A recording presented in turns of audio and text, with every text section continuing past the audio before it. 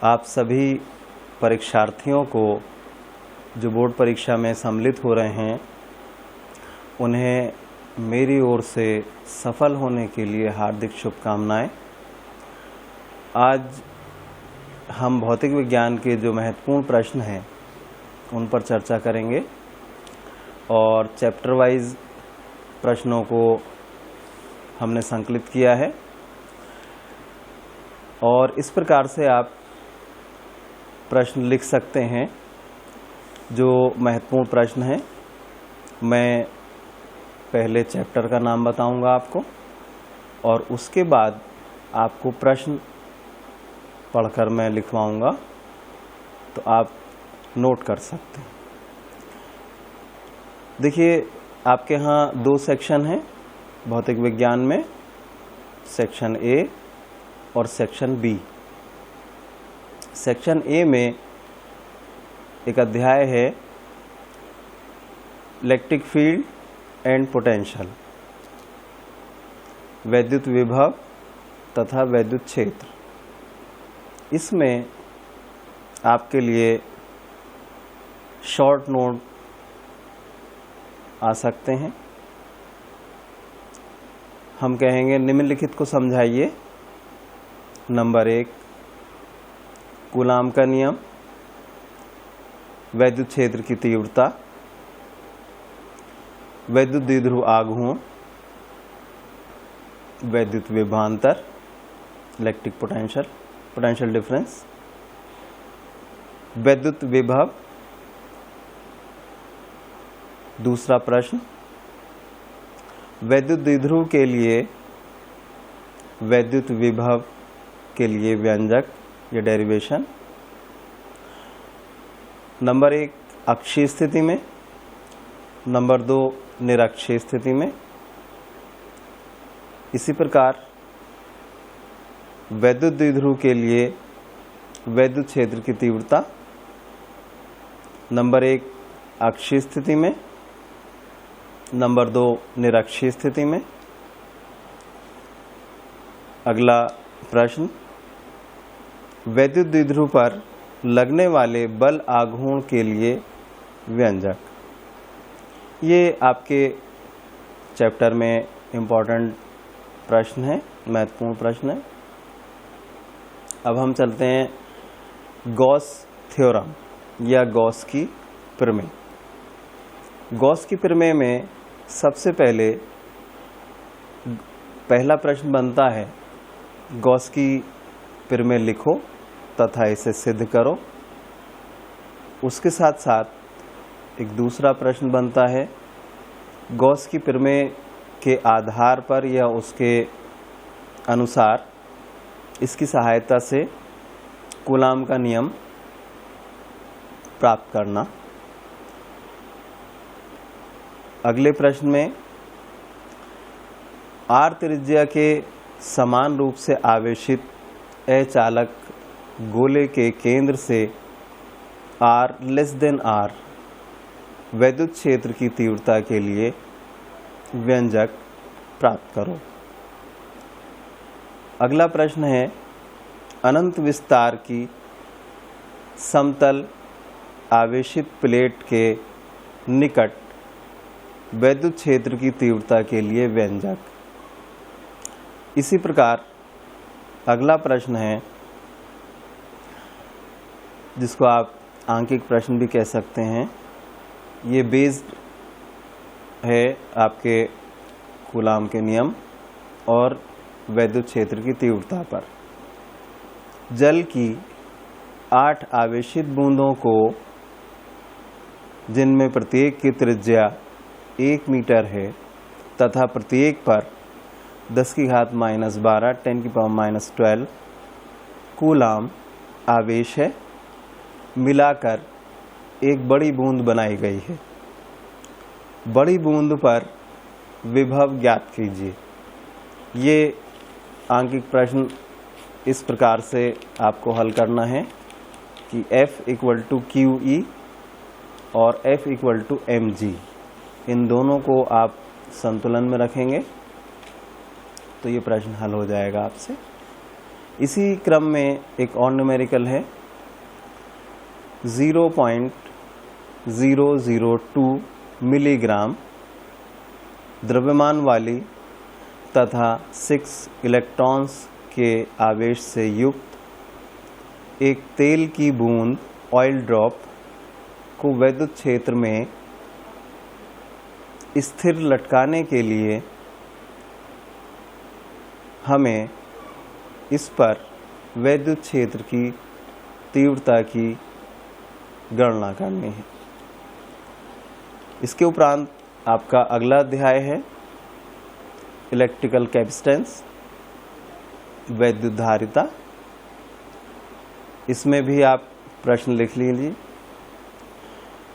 समांतर प्लेट संधारित्र की धारिता के लिए जो डेरिवेशन है उसको लिखना है। नंबर 2, समांतर पट प्लेट बोलते हैं, parallel plate with field dielectric substance. संधारित्र की धारिता के लिए व्यंजक प्राप्त करना है आपको। उसके बाद अगला प्रश्न है गोलाकार संधारित्र की धारिता के लिए व्यंजक। हमें जो स्फेरिकल कैपेसिटर है उसकी कैपेसिटी के लिए डेरिवेशन प्राप्त करना है। इसी क्रम में सिद्ध कीजिए U equal to half CV², जहाँ C धारिता है और V विभवांतर है। इसके उपरांत आपका अगला प्रश्न है समांतर क्रम और श्रेणी क्रम में जुड़े संधारित्रों की धारिता के लिए डेरिवेशन। ये डेरिवेशन आपको तैयार करना है और इस पर बहुत सारे आंकिक प्रश्न पूछे जाते हैं, आते हैं, उन्हें भी आपको तैयार करना होगा। इसके बाद एक अलग आर्टिकल है वान डी ग्राफ जनरेटर का सिद्धांत समझाइए, इसकी रचना लिखिए। इसके उपरांत आपका है इलेक्ट्रिक करंट या वैद्युत धारा। इसमें भी शॉर्ट नोट बहुत पूछे जाते हैं। निम्नलिखित को समझाइए, जिसमें ओमीय अनोमीय परिपथ, ओमिक नॉन ओमिक सर्किट, धारा घनत्व, करंट डेंसिटी, विशिष्ट चालकता, स्पेसिफिक कंडक्टिविटी, विद्युत वाहक बल, इलेक्ट्रोमोटिव फोर्स, विशिष्ट प्रतिरोध, स्पेसिफिक रेसिस्टेंस। इसके साथ साथ धारा घनत्व और अनुगमन वेग में एक संबंध पाया जाता है, जिसको हम कहते हैं J equal to NE into VD। VD यहाँ ड्रिफ्ट वेलोसिटी या अनुगमन वेग कहलाता है। इसी क्रम में एक बहुत इम्पोर्टेंट प्रश्न है जो बहुत बार आता है बोर्ड में, अनुगमन वेग के आधार पर ओम के नियम को प्राप्त करना। इसके साथ साथ आपके किरचॉफ के परिपथ संबंधी दोनों नियम और किरचॉफ के परिपथ संबंधी नियमों के आधार पर आपको व्हीटस्टोन ब्रिज और पोटेंशियल मीटर, व्हीटस्टोन ब्रिज या व्हीटस्टोन सेतु और विभव मापी, इन दोनों के ही प्रश्न आपको तैयार करने हैं। इनकी रचना, इनका सिद्धांत, ये सब आपको लिखना है। समांतर तथा श्रेणी क्रम में जुड़े प्रतिरोधों के लिए डेरिवेशन है और इस पर भी आधारित आंकिक प्रश्न है जो आपको करने हैं। एक छोटा सा आंकिक प्रश्न है जिसको आप एक उदाहरण के तौर पे ले सकते हैं। बिंदु A से B की ओर 10⁹ 10⁹ इलेक्ट्रॉन 10⁻³ सेकेंड में प्रवाहित होते हैं। विद्युत धारा का मान एवं दिशा बताइए। इसी क्रम में एक प्रश्न और है एक तार का प्रतिरोध R ओम है, R यहाँ कैपिटल लेटर में रहेगा। इस तार को खींचकर इसकी प्रारंभिक लंबाई n गुनी कर दी जाती है, n टाइम्स कर दी जाती है, n इसमें स्मॉल लेटर में है। तो तार का नया प्रतिरोध क्या होगा, नया रेसिस्टेंस क्या होगा। अब इसके बाद आपका मैग्नेट शुरू होता है। मैग्नेट में magnetic effect and electric current, चुंबकीय प्रभाव और विद्युत धारा। इसमें पहला प्रश्न है, वृत्ताकार धारावाही कुंडली के केंद्र पर चुंबकीय क्षेत्र की तीव्रता के लिए व्यंजक। मतलब जो सर्कुलर कॉइल है उसके सेंटर पे हमें मैग्नेटिक फील्ड की इंटेंसिटी निकालनी है। इसी क्रम में अगला प्रश्न बनता है F = BI/L sin थीटा, जिसमें B चुंबकीय क्षेत्र की तीव्रता है, intensity of magnetic field, I electric current, L जो भी कंडक्टर है उसकी लंबाई है। तो ये आपको डेरिवेशन करना है। इसके साथ साथ बायो सेवर्ट का नियम है, जिसको हम बायो सेवर्ट्स लॉ बोलते हैं।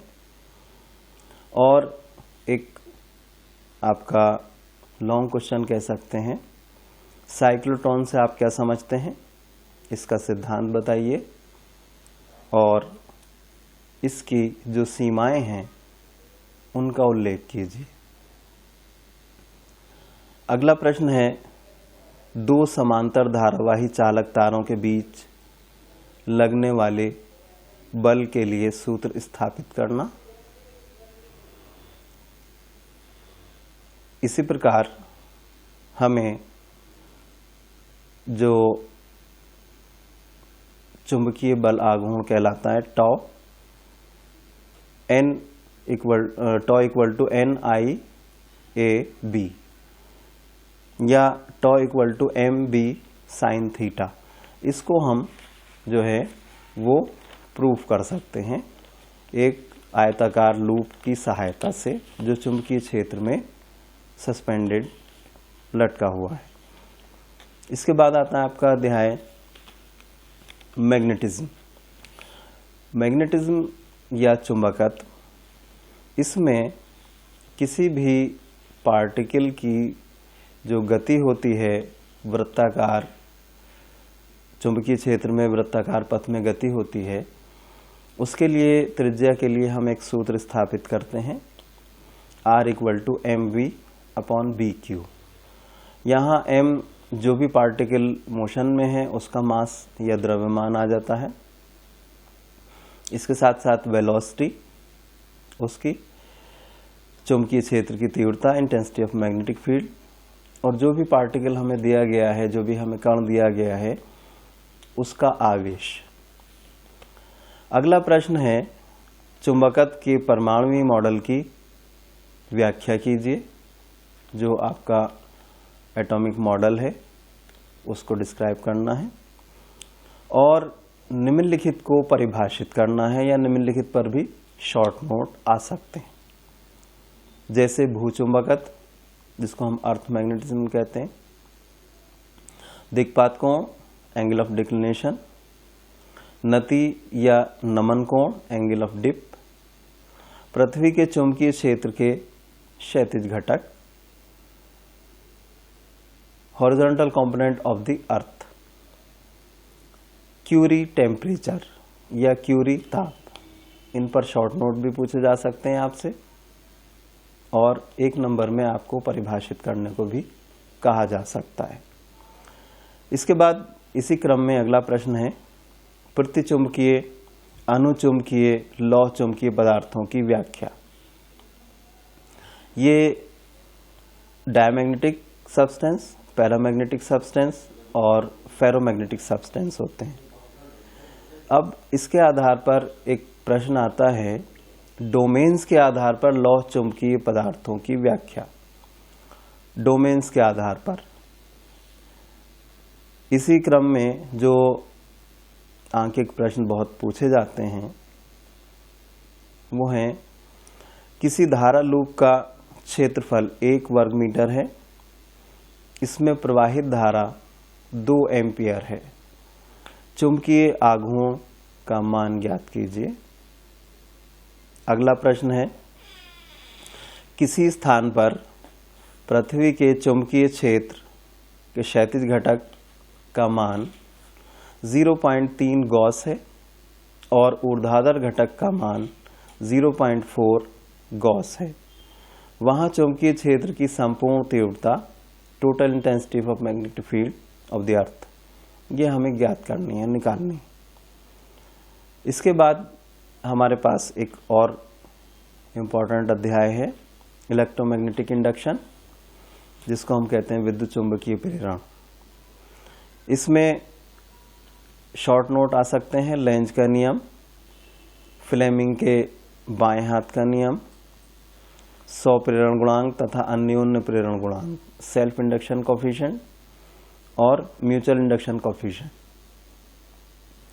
फैराडे के विद्युत चुंबकीय प्रेरण के नियम, जो इलेक्ट्रोमैग्नेटिक इंडक्शन के लॉ हैं फैराडे के, वो भी बहुत इंपॉर्टेंट हैं। और इन सब के आधार पर हम एक आर्टिकल, एक डेरिवेशन प्रूफ करते हैं, V = VBL।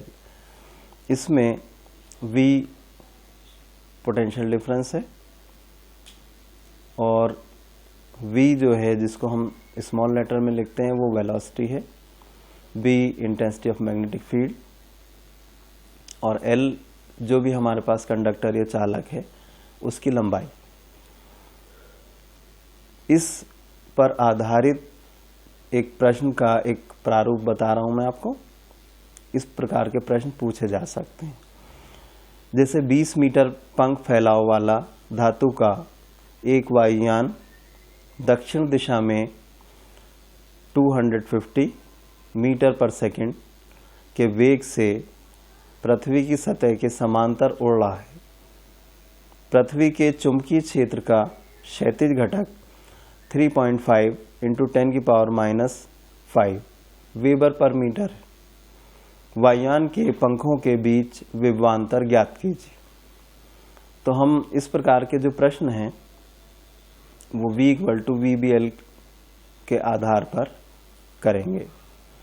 इसी क्रम में भंवर धाराएं या एडी करंट्स बोलते हैं, वो भी शॉर्ट नोट में पूछा जा सकता है आपसे। इसके बाद आपका जो अध्याय है वो है अल्टरनेटिंग करंट, या हम कह सकते हैं प्रत्यावर्ती धारा। इसमें भी आप शॉर्ट नोट में लिख सकते हैं, शॉर्ट नोट पूछे जा सकते हैं इस पर। चोक कॉइल या चोक कुंडली, ट्रांसफॉर्मर, इसमें ट्रांसफॉर्मर की रचना, सिद्धांत, कार्य आदि आप इसकी व्याख्या कर सकते हैं। इसके साथ साथ डायनामो, इसकी भी रचना, कार्य, सिद्धांत। फिर आपका आता है LCR परिपथ या LCR सर्किट, LR सर्किट और CR सर्किट। इसके साथ एक प्रश्न आता है, विद्युत वाहक बल के लिए या इलेक्ट्रोमोटिव फोर्स के लिए सिद्ध कीजिए। स्मॉल लेटर में E = 1/2 ओमेगा BL²। इसी क्रम में एक प्रूफ भी है और आर्टिकल भी है, L = L1L2 upon L1 + L2। इस प्रकार से आपका सेक्शन A कंप्लीट हो जाता है। अब हम बात करेंगे सेक्शन B के लिए। आपका सेक्शन B आरंभ होता है, जिसमें सबसे पहले आपसे एक प्रश्न बहुत बार पूछा जाता है, रेगिस्तान में मरीचिका की घटना समझाइए, जो टोटल इंटरनल रिफ्लेक्शन के आधार पर होती है, पूर्ण आंतरिक परावर्तन के।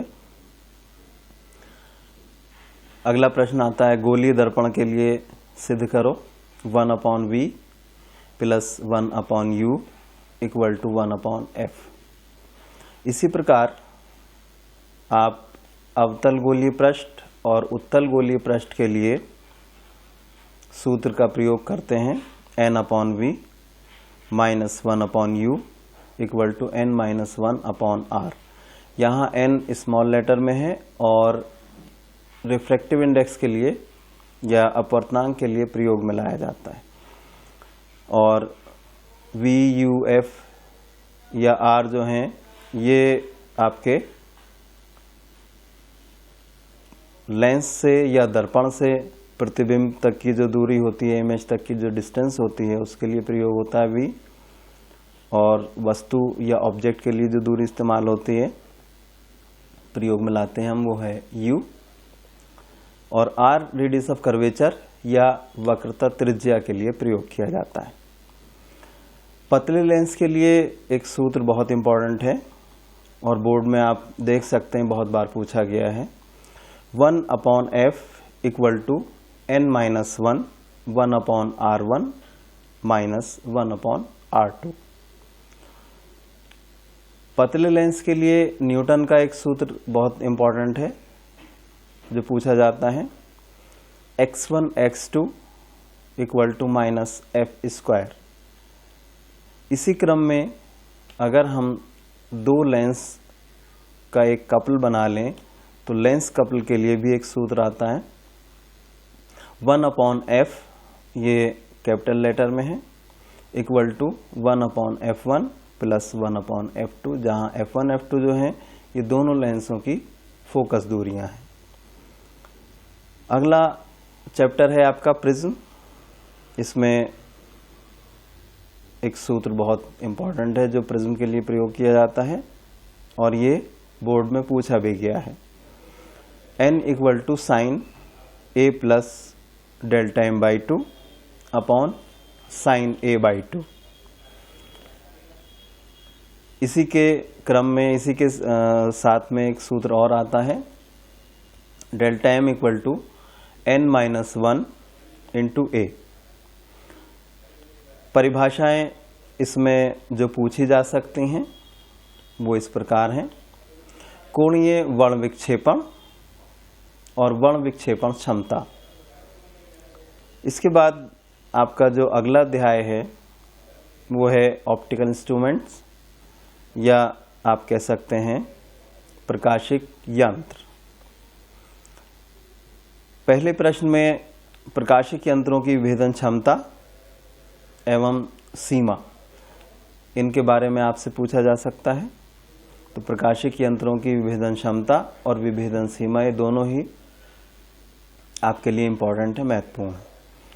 इसके बाद आपको जो पूरे और ऑप्टिकल इंस्ट्रूमेंट हैं जिसमें आपका कंपाउंड माइक्रोस्कोप या सूक्ष्मदर्शी या इसको हम यौगिक सूक्ष्मदर्शी भी कहते हैं, तो यौगिक सूक्ष्मदर्शी को सचित्र आप वर्णन करेंगे, समझाएंगे, इसकी आवर्धन क्षमता के लिए जो सूत्र है उसे प्राप्त करेंगे। ऐसे ही दूरदर्शी है और दूरदर्शी के लिए भी आप उसका सचित्र वर्णन करेंगे, उसको समझाएंगे, रचना, कार्यविधि और आवर्धन क्षमता के लिए या मैग्नीफाइंग पावर के लिए आप सूत्र प्राप्त करेंगे। इसी क्रम में आपका परावर्तक दूरदर्शी भी आता है जिसको हम रिफ्लेक्टिंग टेलीस्कोप कहते हैं। इसके साथ साथ आपसे निम्नलिखित पर संक्षिप्त टिप्पणी या शॉर्ट नोट भी पूछा जा सकता है, जैसे आंख की समंजन क्षमता और दूरदृष्टि तथा निकट दृष्टि दोष, लॉन्ग साइटनेस, शॉर्ट साइटनेस, ये आपसे पूछा जा सकता है। ये आपके ऑप्टिकल इंस्ट्रूमेंट जो है अध्याय प्रकाशिक यंत्र, उसमें प्रश्न पूछे जा सकते हैं। इसके साथ आपका आता है वेव ऑप्टिक्स, अगला अध्याय। इसमें प्रकाश को समतल ध्रुवित करने की विधियां, जिसमें परावर्तन, द्विवर्णता ये हैं, और हाइगेंस के द्वितीयक तरंगिकाओं के सिद्धांत के आधार पर परावर्तन की व्याख्या और अपवर्तन की व्याख्या। हाइगेंस के द्वितीयक तरंगिकाओं के सिद्धांत के आधार पर परावर्तन मतलब रिफ्लेक्शन और रिफ्रैक्शन दोनों की व्याख्या आपको करनी। इसके साथ साथ यंग के प्रयोग द्वारा फ्रिंज की चौड़ाई के लिए व्यंजक, डबल स्लिट एक्सपेरिमेंट जो है यंग का, इस पर न्यूमेरिकल भी बहुत पूछे जाते हैं, ये बहुत इंपॉर्टेंट है। यंग के प्रयोग द्वारा फ्रिंज की चौड़ाई के लिए व्यंजक। अब हम चलते हैं अगले अध्याय पर, जो है फोटो इलेक्ट्रिक इफेक्ट, प्रकाश वैद्युत प्रभाव। प्रकाश वैद्युत प्रभाव को समझाइए, इसके आधार पर निम्नलिखित की व्याख्या कीजिए। निम्नलिखित की व्याख्या में नंबर 1 देहली आवृत्ति, जिसको आप थ्रेशोल्ड फ्रीक्वेंसी बोलते हैं, देहली तरंग दैर्ध्य, जिसको आप थ्रेशोल्ड वेवलेंथ बोलते हैं, कार्यफलन, जिसको आप वर्क फंक्शन कहते हैं, इन सभी की आपको व्याख्या या परिभाषा लिखनी है। इसके बाद अगला अध्याय है द्रव्य तरंगें क्या हैं। डी ब्रॉगली तरंग के लिए समीकरण प्राप्त कीजिए। डेविसन और जर्मर का प्रयोग आपको सचित्र वर्णन करना है इसका, और प्रकाश के क्वांटम मॉडल की व्याख्या कीजिए। ये जो क्वांटम मॉडल की व्याख्या है, इसमें आपका जो आइंस्टीन का प्रकाश वैद्युत प्रभाव का समीकरण है वो आपको लिखना होगा। इसके बाद हम अगला अध्याय atomic structure and hydrogen spectrum, इसके बारे में बात करेंगे।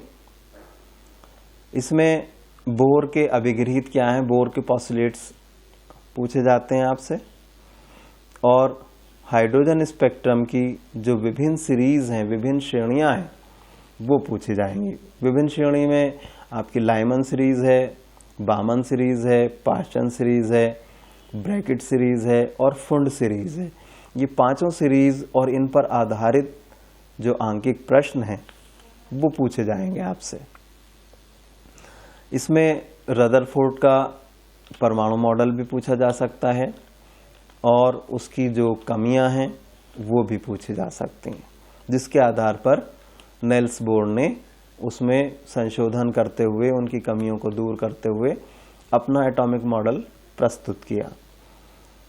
इसके बाद आपका जो अगला अध्याय है वो है स्ट्रक्चर ऑफ न्यूक्लियस, नाभिक की संरचना, जिसमें पहला प्रश्न आपका समस्थानिक, समभारिक और सम न्यूट्रॉनिक को आप समझाइए। इसको उदाहरण देकर आपको समझाना है। इसके बाद इसी अध्याय में आपका अगला प्रश्न है नाभिकीय बल क्या हैं, इनकी व्याख्या कीजिए। और इसी में जो समीकरण आते हैं उनको संतुलित भी आपको करना है। इसके बाद अगला चैप्टर, जिसको हम कहते हैं रेडियो एक्टिविटी, इसमें जो प्रश्न हैं उनको आप नोट कर सकते हैं। अर्धायु से आप क्या समझते हैं, औसत आयु को समझाइए, या औसत आयु से आप क्या समझते हैं। रदरफोर्ड सॉडी का नियम और उसके लिए जो सूत्र है वो आपको प्राप्त करना है। नाभिकीय विखंडन और नाभिकीय संलयन की व्याख्या उदाहरण सहित समझाना है आपको। और एक प्रश्न जो लॉन्ग क्वेश्चन में पूछा जाता है वो है नाभिकीय रिएक्टर, या आप कह सकते हैं न्यूक्लियर रिएक्टर, परमाणु भट्टी। इससे आप क्या समझते हैं, इसकी रचना, इसकी कार्यविधि को समझाइए। इसी क्रम में अगला अध्याय है आपका semiconductor, junction diode and transistors, अर्धचालक, संधि डायोड और ट्रांजिस्टर। इसमें जो प्रश्न बनते हैं वो इस प्रकार हैं। पी टाइप तथा एन टाइप सेमीकंडक्टर्स या अर्धचालकों से आप क्या समझते हैं। पीएन जंक्शन डायोड की व्याख्या कीजिए, इसकी कार्यविधि समझाइए। इसमें फॉरवर्ड बायजिंग, रिवर्स बायजिंग या अग्राभिनत, पश्चाभिनत को आप समझा सकते हैं। पीएन जंक्शन डायोड के आधार पर या PN junction diode as a half wave rectifier and full wave rectifier, जिसको हम कहते हैं अर्ध तरंग दिष्टकारी और पूर्ण तरंग दिष्टकारी। इसके साथ एक प्रश्न पूछा जाता है, पीएनपी ट्रांजिस्टर और एनपीएन ट्रांजिस्टर से आप क्या समझते हैं? इनकी कार्यविधि, रचना, इसको आपको समझाना है। शॉर्ट नोट में या संक्षिप्त टिप्पणी में आप नोट कर सकते हैं, transistor as an oscillator, LED और फोटोडायोड, इन पर आपको शॉर्ट नोट पूछे जा सकते हैं। अब इसके साथ साथ आपका जो सेक्शन बी है वो आपका समाप्त हो जाता है और आप सभी को मेरी ओर से हार्दिक शुभकामनाएं। मैं चाहूँगा आप सभी के भौतिक विज्ञान के साथ सभी विषयों के प्रश्न पत्र बहुत अच्छे जाएं और आप परीक्षा में अच्छे अंकों से उत्तीर्ण हों, यही मेरी शुभकामनाएं है। धन्यवाद।